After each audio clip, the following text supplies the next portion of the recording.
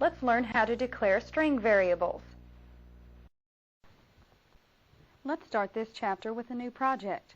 From the File menu, we select the Remove Project command to remove the existing project and answer No at the Save Changes prompt. Now on the toolbar, press the Add Standard EXE Project button. It's the first one from the left, to add a new blank project to our form. Double-click our form and the code window appears, with our cursor in the form load procedure. We type dim sample as string and press the Enter key.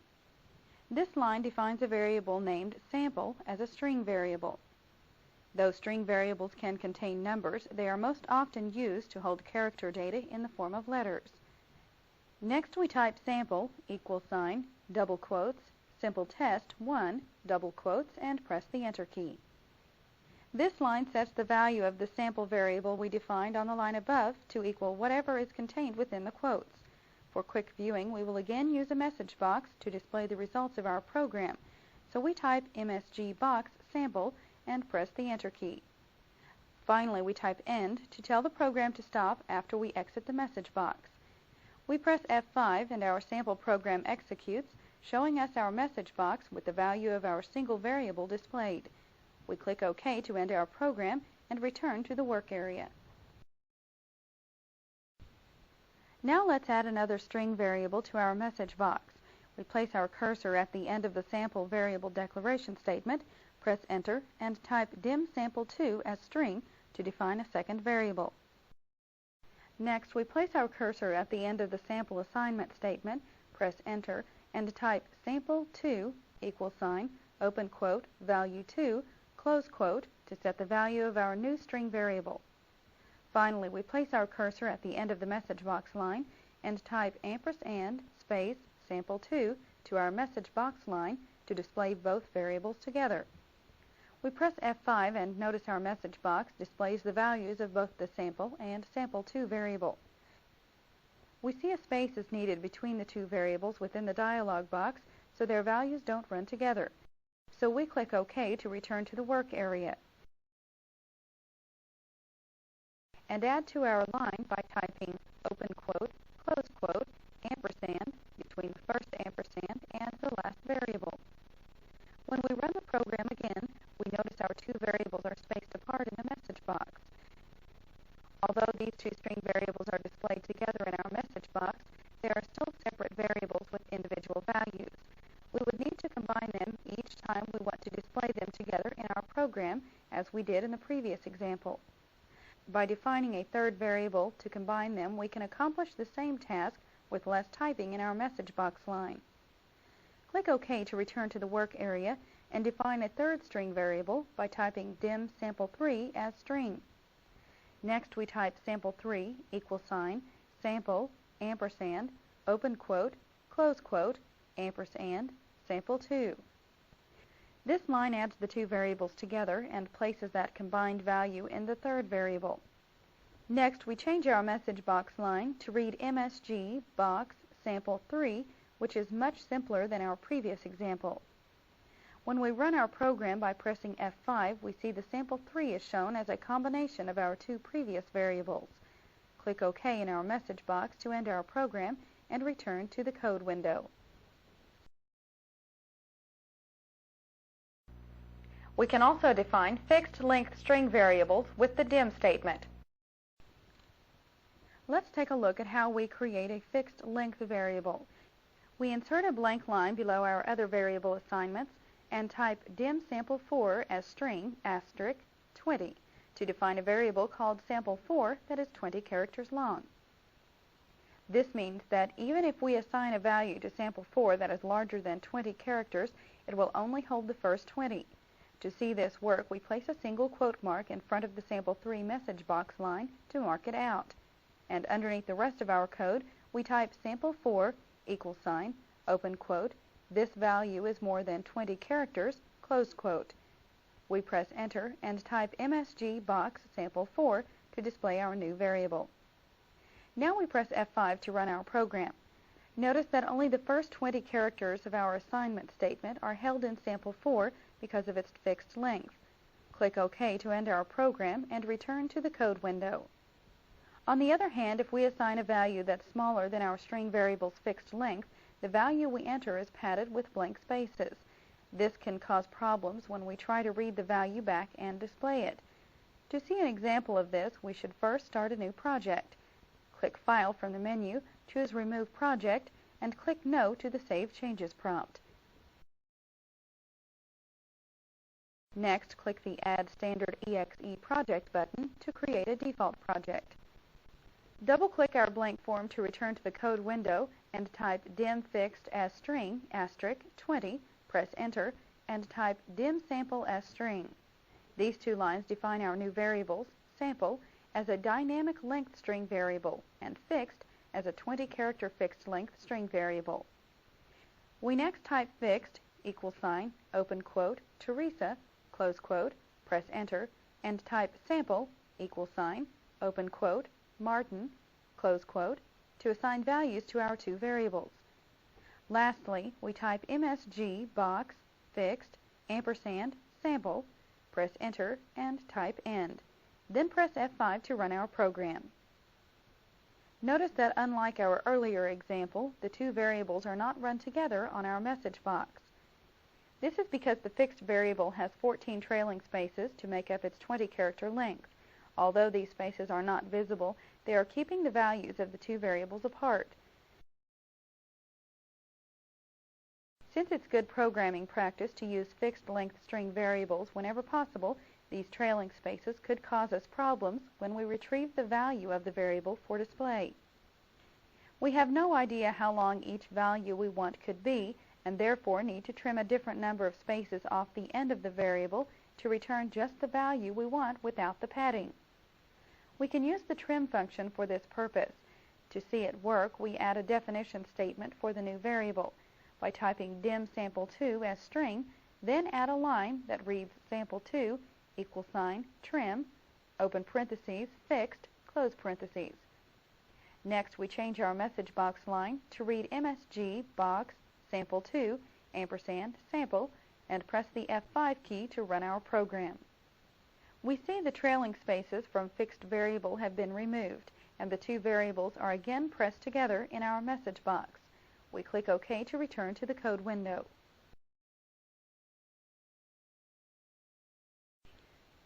Let's make some changes to our existing program so it will suit our needs. First, we'll remove the ampersand sample from our message box line. Next, let's change the value in our fixed variable to something longer by replacing Teresa with Jonathan Mitchell Brisby. Also, let's make this variable a constant. Unlike variables whose values can change as our program executes, the values of constants remain the same throughout the entire runtime of our program. In other words, they cannot be changed unless we decide to change them at design time. A constant variable is used when we need to store a value that will not change in our program. For example, if we needed to use a sales tax more than once in our program, we could simply create a constant called tax, and any time we need to use the sales tax, we can simply use the tax variable. Another advantage is that if the sales tax changes, we would only have one place to change it instead of trying to track down every occurrence of it in our program. We press the Home key to return to the beginning of the line, and once there, we type const, the keyword to declare constant variables. Next, delete the declaration of the fixed variable near the top of the file. This is another of the differences between constants and variables. We don't need to declare them or give them a type. Now we place the trim in our sample2 assignment statement with left, and within the parentheses, we type comma, space 8, following the fixed variable name. Our line now assigns the first 9 characters in the fixed variable to the value of sample2. We press F5 to run our program and see that when our message box appears, showing us the value of the sample2 variable, it only contains the first 8 characters of our sample variable. We click OK to return to the work area.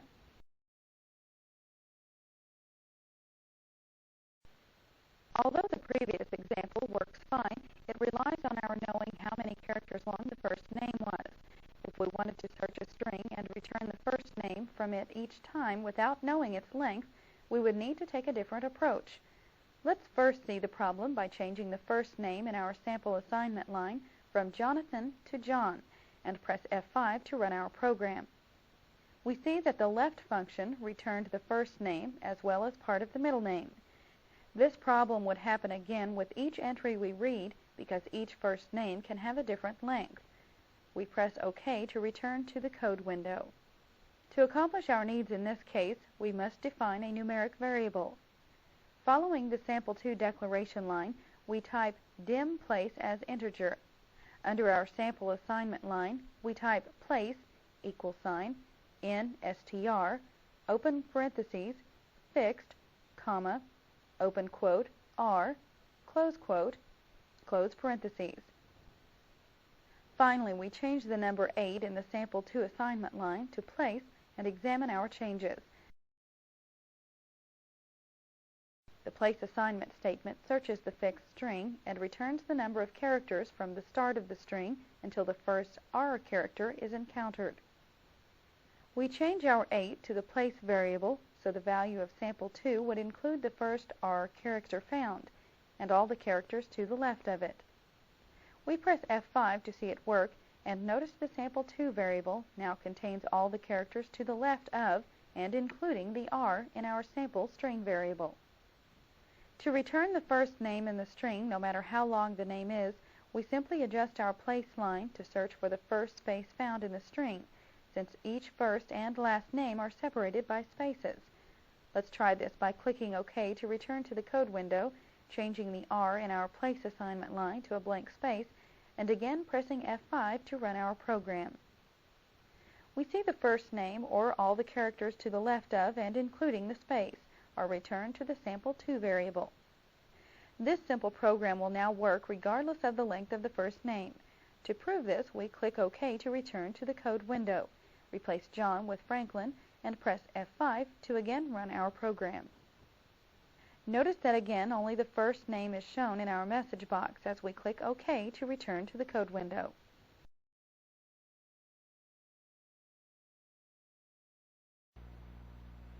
Let's take a look at in-string reverse. In-string reverse performs basically the same function as in-string, only it starts from the end of the string instead of the beginning. The question arises, what's the difference if it is found from the beginning or the end? Well, depending on what we are looking for, there is none. But let's look at a case where this might come in handy. First, in the code window, we want to declare a new variable. We place our cursor at the end of the place variable declaration and press the Enter key to create a new line. Now we type dim place2 as integer to create the new place2 integer variable. Next, we add a new blank line after the place assignment statement and type place2's assignment statement. Place2 in str rev, open parentheses, const fixed, comma, open quote, close parentheses. Next, we replace the place in the sample2 assignment statement to place2, and in that same statement we change left to right. Right does the opposite of left. It starts at the end of the string and retrieves the number of characters that we specified. Unfortunately, the in-string reverse and right functions are not completely compatible with each other. The problem is how the in-string reverse function locates the specified value. Regardless of the fact that it starts from the end of the string, it still returns the location of the character from the beginning of the string, while the right function starts at the end and reads towards the beginning. Let's look at what this means. We press F5, and when our program starts, our message box displays almost the entire name. Click OK and return to the code window where we can see this better. Let's look at our sample2 assignment statement. As we see, the first space from the end of the string is between Brisby and Mitchell. While this space is located only 7 characters from the end of the string, it is located 16 from the beginning, which is the value in-string reverse returns. When that value is passed to the right function, it starts from the end of the string and reads 18 characters to the left, which is why our answer was wrong. To calculate the correct length, we need to know the total length of the string. To find this out, we'll use another Visual Basic function, length. Let's create a new variable below place2. At the end of the Place To declaration line, we press Enter to create a new blank line. Now we type dim length as integer to declare a new length variable. We position our cursor as the end of the Place To assignment statement, press Enter, and on the new line, type length =, len, open parentheses, fixed, close parentheses. This statement uses the length function to calculate the total length of the string. Now it's a simple matter of subtracting the value of Place To from the value of length. We can do this in the sample 2 assignment statement. We place our cursor before Place To in that line and type length and then a minus sign. Again we press F5, and when our message box is displayed, only the last name is displayed. As with our previous example involving end-string, this method of getting the last name will work regardless of its length.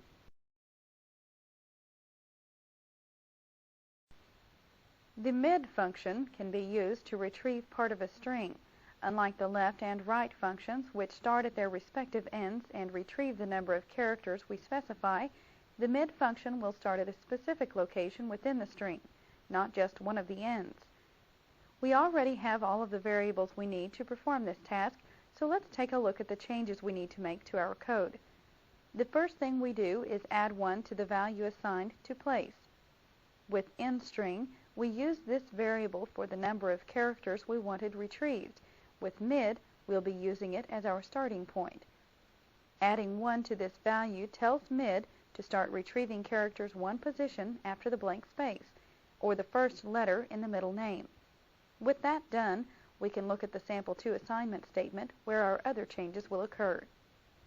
The first thing we want to do to this line is to change right to mid. With that done, we replace the length minus Place To in the sample 2 assignment statement to place, which will represent the starting position of our string, or one character following the first blank space in the string. Next, while still within the parentheses, we add a comma, and following the comma type, Place To minus place. This will represent the length of our middle name. In other words, this is the position of the second blank space minus 1 past the position of the first blank space. Let's try this one out. We press F5, and when our program is running, the message box is displayed showing only the middle name. Let's try another middle name and verify that this works. Click OK, and back in the code window, we change Mitchell to Lee. Again, press F5, and when our program starts, the message box displays only Lee. We press OK and return to the code window.